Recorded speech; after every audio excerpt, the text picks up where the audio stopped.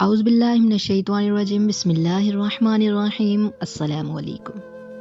شادی کی رات میرا شوہر خود کمرے میں آنے کی بجائے میرے دیور کو کمرے میں چھوڑ گیا۔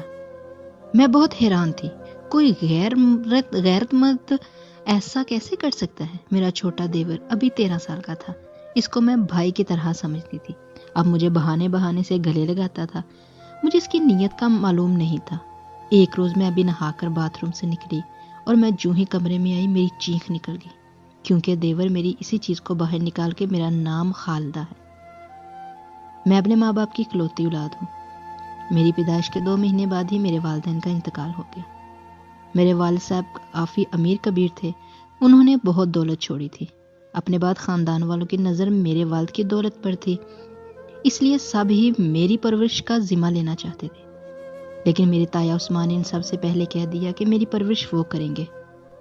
تایا جان میرے والد کے قریبی رشتہ دار تھے اور ان کا مجھ پر حق بھی زیادہ تھا، اس وجہ سے میری پرورش کا ذمہ بھی انہوں نے لے لیا۔ میرے بچپن میں انہوں نے مجھے کیسے پالا تھا، لیکن جب سے میں نے ہوش سنبھالا تو میں نے اپنی تائی کو اپنے ساتھ بہت سخت پایا۔ ان کا نام تو کرم بھی تھا، لیکن میرے لیے وہ عذاب کی مانند تھی۔ ہر وقت مجھ پر ناظر رہتی، تانے کستی، باتیں بناتی اور سارا دن مجھ سے کام کرواتی۔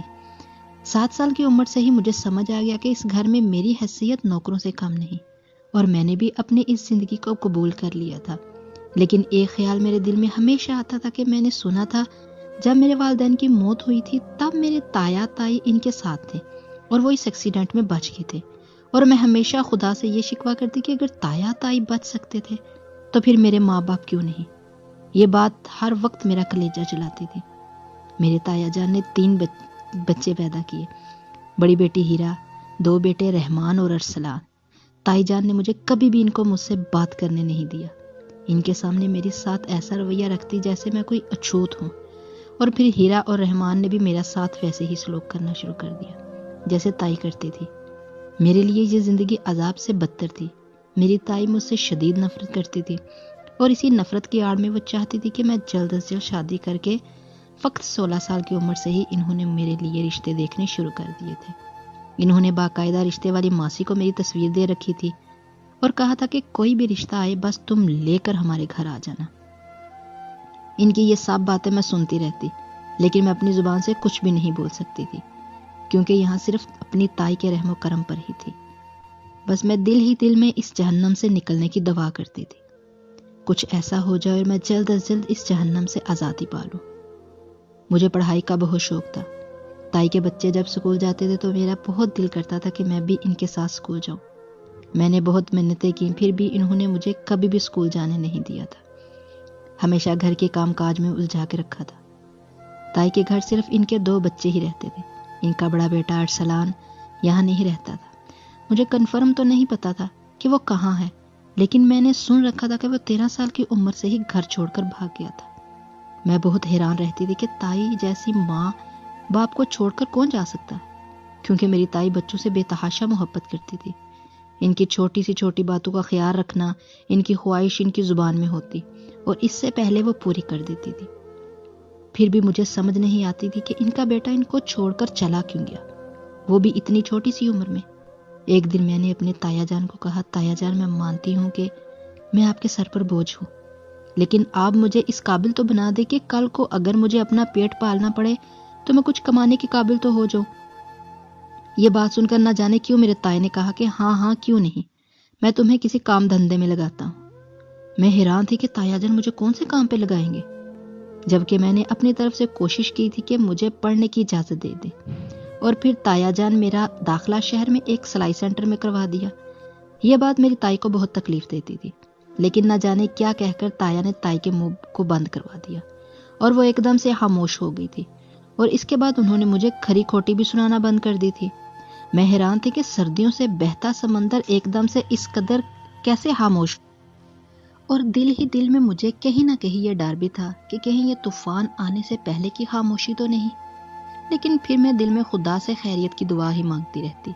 سینٹر میں جانے سے پہلے مجھے پہلے دن ہی یہ بتا دیا گیا کہ میں اپنے کام سے کام رکھوں، زیادہ کسی سے دوستیاں نہ بناؤں، اور میں نے اپنے بڑوں کی باتوں کو پلے سے باندھ لیا۔ میں جاتی، اپنا کام کرتی اور پھر شام کو واپس آ جاتی۔ ایک دن مجھے ایسا محسوس ہوا کہ سینٹر میں کچھ نہ کچھ گڑبڑ ہے، کیونکہ تمام ورکرز میں ادھم مچا ہوا تھا۔ میں نے اپنے سے بڑی ایک خاتون سے پوچھا کہ آج سلائی سینٹر میں خیریت ہے، جو لوگ اس قدر ہڑبڑا رہے ہیں؟ تو اس عورت نے مجھے بتایا کہ آج اس سینٹر کا مالک آ رہا ہے، جو کہ بہت سخت کام کے معاملے میں ہے۔ ان لوگوں کے لیے وہ بہت اچھا ہے جو محنت اور لگن سے کام کرتے ہیں، لیکن جو اپنے کام میں ذرا بھی کوتاہی کرتے ہیں، ان کے لیے وہ جلاد بن جاتا ہے۔ میں بھی سوچ میں پڑ گئی، اب تو دیکھنا چاہیے کہ کون ہے ایسا بندہ جس سے پورا سینٹر ہی اپنے کاموں میں لگ گیا۔ پہلے ٹیچر کام میں تھوڑی بہت کوتاہی کر دیا کرتے تھے، لیکن آج ہر کوئی سختی سے اپنی ڈیوٹی کو سر انجام دے رہا تھا۔ تھوڑی دیر کے بعد وہاں پر ایک بہت خوبصورت شخص آیا۔ اس نے پورے سینٹر کی چیکنگ کی۔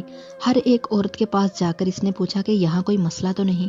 میں اس کی باتوں اور اس کے چال چلن سے بہت متاثر ہوئی، کیونکہ وہ جس قدر خوبرو تھا وہ باتیں بھی اسی قدر اچھی کر رہا تھا۔ اس کی طبیعت میں ایک ٹھہراؤ، ایک سپاٹ چہرہ تھا۔ سب لوگ جہاں اس سے ڈرتے تھے وہیں اس کی بہت عزت بھی کرتے تھے۔ میں نے سنا تھا یہ شخص محنت کرنے والوں لوگوں کو بہت آگے لے کر جاتا ہے، اور میں بھی اپنی طرف سے پوری محنت کر کے اپنی زندگی میں آگے بڑھنا چاہتی تھی، لیکن میں یہ نہیں چاہتی تھی کہ میری زندگی میں سوائے اندھیرے کی اور کچھ بھی نہیں ہے، اور بہت جلد میری زندگی بدلنے والی ہے۔ میں اپنی طرف سے ممکن کوشش کر رہی تھی ہر کام کو جلد از جلد سیکھنے کی۔ 2 مہینے کی محنت کے بعد میں نے اپنے آپ کو اس کام کا ماسٹر بنا لیا تھا، اور اب اس سینٹر میں ہر کوئی میرے گن گانے لگا تھا۔ میں بہت خوش تھی کہ میرے اندر جو بھی خوبیاں اور خاصیت تھی ان میں پالش کر کے باہر نکالا تھا۔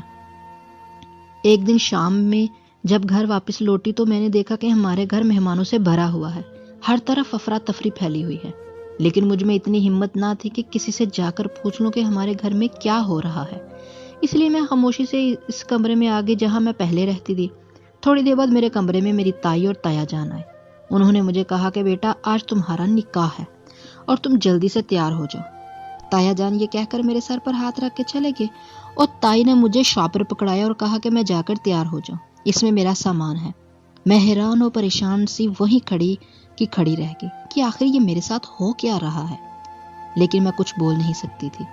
جب تائی جان نے مجھے دیکھا کہ میں ایک جگہ پر کھڑی ہوں تو انہوں نے مجھے بلایا اور کہا کہ چپ چاپ جا کر تیار ہو جاؤ، کیونکہ اب وہ میرا بوجھ اور زیادہ نہیں اٹھا سکتی۔ ان کی باتیں سن کے میری آنکھوں میں سے آنسو ٹپکنے لگے، اور میں آنسو کو پی کر تیار ہونے کے لیے چلی گئی۔ کچھ دیر بعد میرے کمرے میں ایک مولوی صاحب اور میرے تایا جان آئے۔ ایجاب و قبول کے مرحلے کے بعد وہ میرے کمرے میں سے چلے گئے۔ میں تو جانتی تک نہ تھی کہ میرا کس سے نکاح ہو رہا ہے، کون ہے وہ شخص، کیا کرتا ہے، اس کے بارے میں کچھ بھی نہیں جانتی تھی، کیونکہ مجھے یہ حق ہی نہیں دیا گیا تھا کچھ بھی جاننے کا۔ میرے دل میں سے دعائیں نکل رہی تھی کہ اللہ سب خیر خیریت سے ہو۔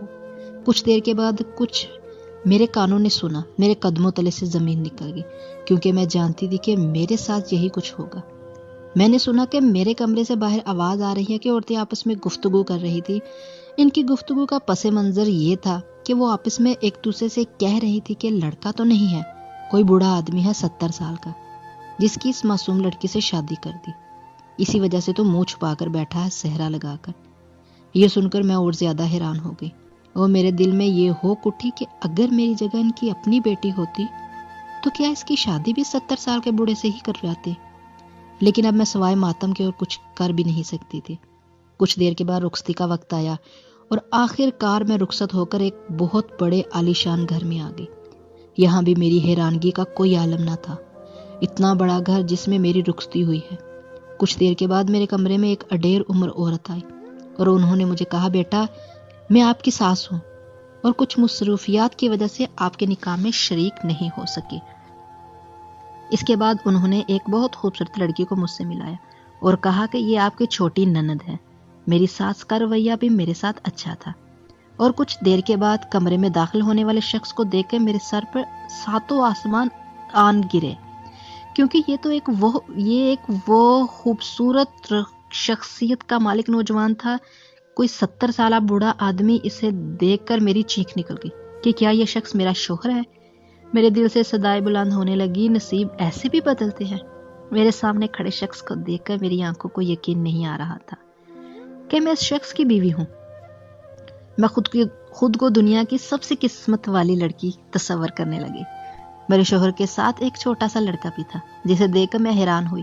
اس لڑکے کی عمر لگ بھگ 13 سال تھی۔ میرے شوہر نے آگے بڑھ کر اس لڑکے سے میرا تعارف کروایا اور کہا کہ یہ میرا چھوٹا بھائی ہے اور مجھے جان سے زیادہ عزیز ہے اور تمہیں بھی عزیز ہونا چاہیے۔ اس کے بعد وہ چھوٹا سا لڑکا کمرے سے چلا گیا۔ میرے شوہر نے مجھے کہا کہ میں دنیا کی ہر خوشی دوں گا، بدلے میں صرف اس کے گھر والوں کا خیال رکھوں۔ میں اپنی زندگی بہت خوش و خرم سے جی رہی تھی۔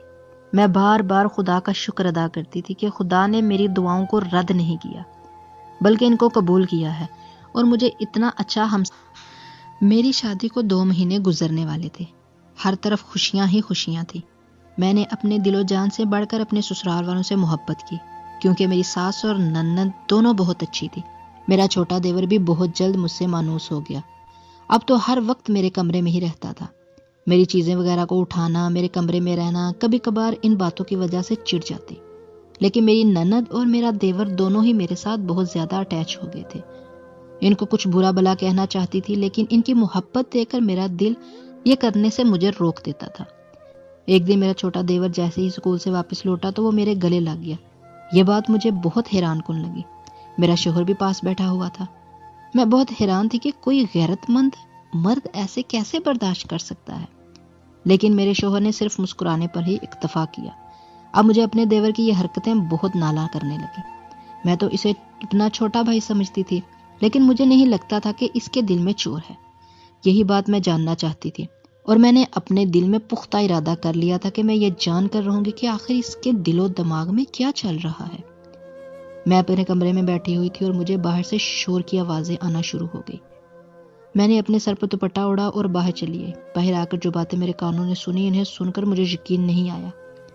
میں حیرتوں میں گری کھڑی تھی کیونکہ محلے کی خواتین مجھ پر بڑھ چڑھ کر الزام تراشیوں میں مصروف تھی۔ ان کی ایسی بے باک گفتگو سن کر میرے کانوں سے دھوئیں نکلنے لگے۔ ان عورتوں نے مجھ پر تو الزام لگائے، انہوں نے مرحوم ماں باپ کو نہیں بخشا۔ مجھے کہہ رہی تھی کہ میری ماں بھی ایسی ہی تھی۔ وہ تمام خواتین مجھے میرے چھوٹے دیور کے ساتھ جوڑ رہی تھی جس کو میں اپنا چھوٹا بھائی سمجھتی تھی۔ اس قدر ذلت امیز زندگی پر میرا دل کیا کہ میں اپنی جان لے لوں۔ میرے پاس الفاظ ختم ہو گئے اپنی صفائی میں کچھ کہنے کے لیے۔ ان سب کی باتیں سن کر میری ساس اور نند بھی خاموش تماشائی بنی ہوئی تھی۔ اب مجھے یہ خوف ستا رہا تھا کہ اگر اس بات کا پتہ میرے شوہر کو چل گیا تو وہ مجھے طلاق ہی نہ دے دے۔ کچھ دیر تک یہ سارا تماشا ختم ہو گیا۔ میں بھی اپنے کمرے میں بند ہو کر زاروں قطار رونے لگی۔ اب مجھے شام کا انتظار تھا۔ شام کو کون سی قیامت میرے اوپر ٹوٹے گی جب میرا شوہر گھر لوٹے گا۔ میں چاہتی تھی کہ میری زندگی کی یہ شام کبھی بھی شام نہ ہو۔ وقت جیسے ہی میرے شوہر میرے کمرے میں آئے، میں ڈر کے مارے اپنی جگہ سے اچھل کر دور ہوئی تو مجھے کہنے لگے کیا ہوا؟ میں حیرانگی سے ان کی طرف دیکھا۔ یہ کچھ بھی نہیں جانتے، یہ جان بوجھ کر انجان بننے کی کوشش کر رہے ہیں۔ میں نے انہیں چیخ کر کہا کہ میں ایک بدچلن بیوی ہوں، کیا آپ نہیں جانتے؟ یہ کہہ کر میں پھوٹ پھوٹ کر رونے لگی۔ تم لوگوں کی باتوں کی طرف دھیان نہ دو۔ ایک بار پھر حیرت میں ڈوب گئی کہ یہ کیسا مرد ہے، لیکن میں دلی طور پر مطمئن بھی ہو گئی کہ چلو بلا سر سے ٹلی۔ اب میری ساس اور نند دونوں مجھے عجیب و غریب نظروں سے دیکھتی رہتی۔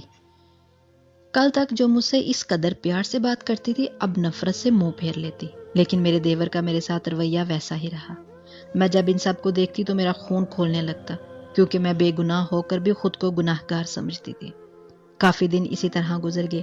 ایک دن میں نے دیکھا کہ میرا دیور اپنی بغل میں کچھ چھپا کر گھر سے باہر جا رہا ہے، اور پھر کافی دیر کے بعد جب واپس لوٹا تو میری نظریں اسی پر جمی ہوئی تھی۔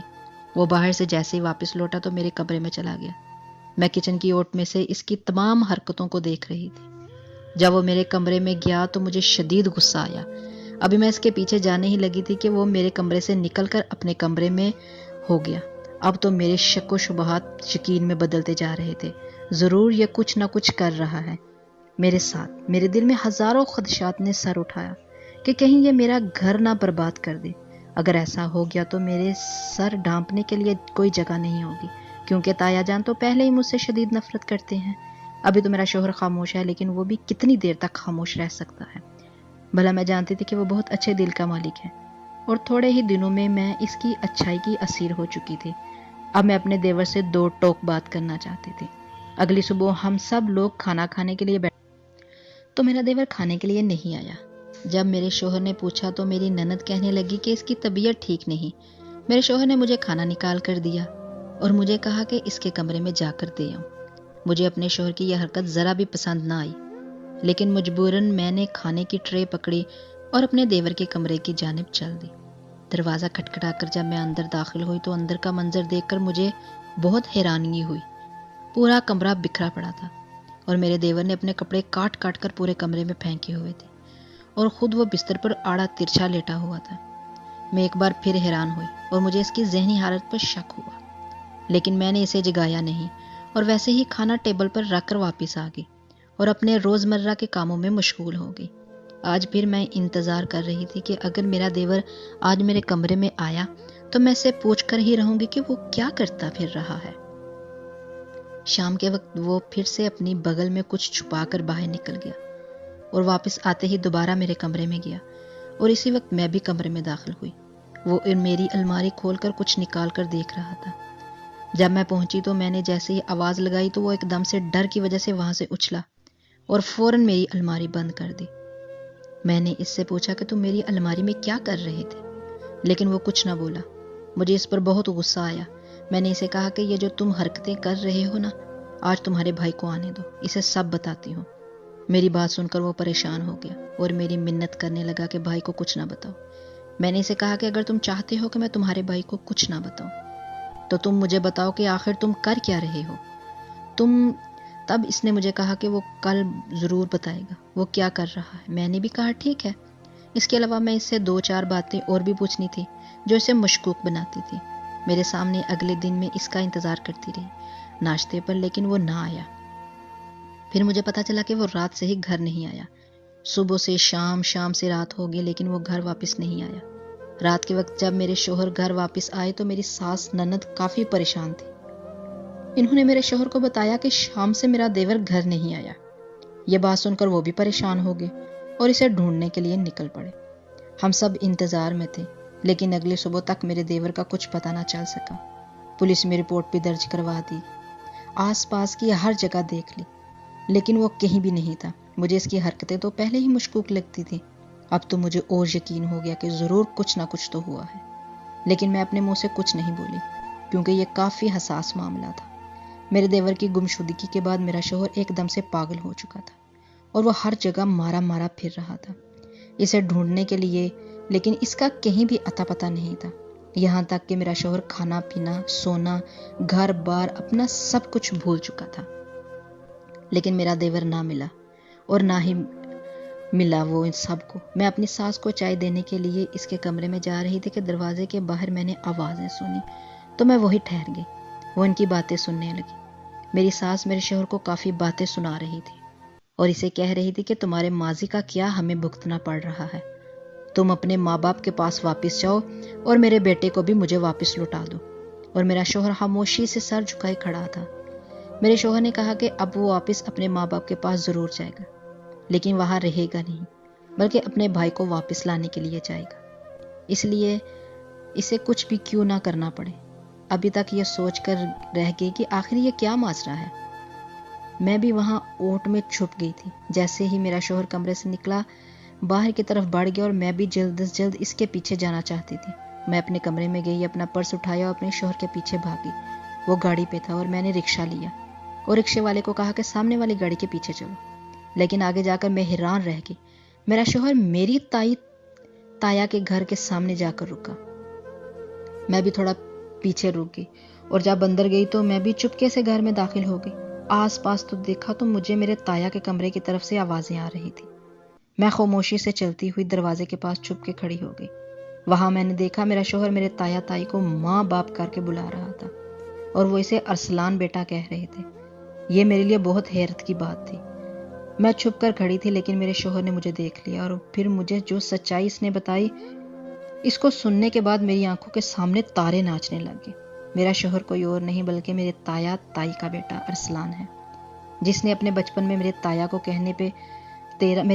کہنے پہ 13 سال کی عمر میں اپنے چچا چاچی یعنی میرے ماں باپ کو مار ڈالا اور پھر رہنے کے لیے اپنی ماسی کے پاس چلا گیا۔ یہ سب کچھ انہوں نے دولت کے لیے کیا تھا، کیونکہ میرے ماں باپ کے پاس بہت دولت تھی، لیکن میرے ماں باپ کو مارنے کے بعد ان سب کو پتہ چلا کہ وہ دولت میرے نام ہے، جو کہ میری شادی کے بعد ہی وہ دولت میں اپنے ہاتھوں سے کسی کو دے سکتی ہوں۔ جب اس بات کا پتہ میرے تایا کو چلا تو اس نے مجھے اپنے بڑے بیٹے ارسلان سے سلائی سینٹر میں میرا داخلہ کروایا۔ ایک بار پھر اپنے بیٹے کو دولت کا لالچ دے کر مجھ سے شادی کرنے کا کہا، اور اپنے بیٹے کو بتایا کہ میں بہت محنتی ہوں، آگے جا کر اس کے بزنس کے بھی کام آؤں گی۔ یہ ساری باتیں سن کر میرا شوہر مجھ سے شادی کے لیے راضی ہو گیا، اور اس نے منہ پر صحرا بھی اسی لیے باندھے رکھا کسی کو پتہ نہ چلے کہ وہ کون ہے، اور میرے تایا نے میری تائی کو دولت کا لالچ دے کر اس شادی کے لیے راضی کروا دیا۔ اس کے علاوہ جب اس سینٹر میں میرے دیور نے مجھے دیکھا تو وہ بھی اپنے آپے سے باہر ہو گیا، کیونکہ میری ایک ہم شکل لڑکی جو کہ میرے دیور کی بڑی بہن تھی وہ بھاگ چکی تھی، اور میرے دیور کو اپنی بڑی بہن سے بہت محبت تھی، اسی لیے وہ مجھ سے بھی بہنوں کی طرح محبت کرتا تھا، اور مجھے دیکھ کر وہ کسی 2 نمبر عامل کے پاس گیا اور اسے کہا کہ کوئی عمل بتاؤ جس سے میری بہن واپس لوٹ آئے، اور وہ عامل جو صرف پیسے لوٹنے کے لیے تھا، اس عامل نے میرے دیور کو کہا کہ روزانہ اپنی بغل میں پیسے چھپا کر لے آنا، اس کے بدلے میں تمہیں تعویذ دوں گا جنہیں تم اپنی بھابھی کے کمرے میں چھپا کر رکھنا، تمہاری بہن واپس لوٹ آئے گی۔ اس عامل نے یہ بھی کہا تھا کہ اپنے تمام کپڑوں کو کاٹ کر پھینک دینا، اور میرا دیور ویسے ہی کرتا رہا، اور پھر ایک شام جب وہ عامل کے پاس جا رہا تھا تو راستے میں ہی اس کا ایکسیڈنٹ ہو گیا اور وہ مر گیا۔ اس بات کی خبر ہمیں بعد میں پولیس سے ملی تھی، اور مجھ پر عورتوں نے الزامات لگوانے والی میرے شوہر کی ماسی ہی تھی۔ وہ چاہتی تھی کہ میرا دیور مجھ سے دور رہے، اور اس بات کا پتہ میرے شوہر کو بھی تھا، اس لیے وہ خاموش ہی رہا۔ جب مجھے پتہ چلا میرے تایا، تائی اور میرے شوہر ہی میرے ماں باپ کے قاتل ہیں تو میں نے ان پر پولیس کیس کرا دیا۔ میں اپنے ماں باپ کو انصاف دلوانا چاہتی تھی۔ میرے تایا، تائی اور ان کی بہن اپنے گناہوں کا کیا دھرا جیل میں بھگت رہے تھے۔ میری تائی کی بہن جسے میں اپنی ساس سمجھتی تھی، اس کو تو جب پتہ چلا کہ اس کا بیٹا ایکسیڈنٹ میں مارا گیا ہے تو وہ پاگل ہو گئی، اور میرے شوہر نے مجھ سے بے انتہا معافیاں مانگی تھی، کیونکہ وہ اب اپنے گناہوں کا کفارہ ادا کرنا چاہتا تھا، اور اسے میں نے معاف کر دیا اور آج خوش و خرم اپنی زندگی بسر کر رہی تھی۔ اب کبھی مجھے پچھتاوا نہ ہوتا کہ میں نے اپنے دیور کو کتنا غلط سمجھا تھا، اور برائی اور لالچ کا انجام ہمیں ہمیشہ برا ہی ہوتا ہے۔ دکھ کے بعد سکھ زندگی میں ضرور آتا ہے۔ امید ہے کہ میری آج کی سٹوری آپ کو ضرور پسند آئی ہوگی۔